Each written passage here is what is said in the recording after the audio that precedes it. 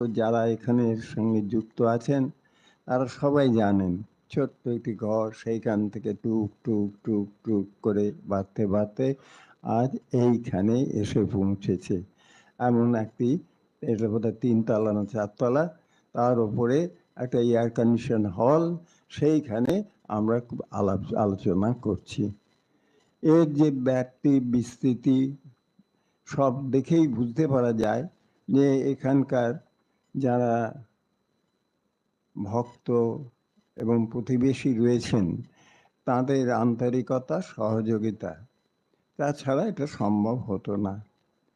সর্বোপরি বাচ্চারা যে ভগবানের লীলার কথা যা বলল, ভগবান যে এভাবে আসেন আমাদের মধ্যে এবং আমাদের কিভাবে পরিবর্তন করেন, তা সেটা আমরা তো নিজেরাই সাক্ষী। যেমন জিওগ্রাফি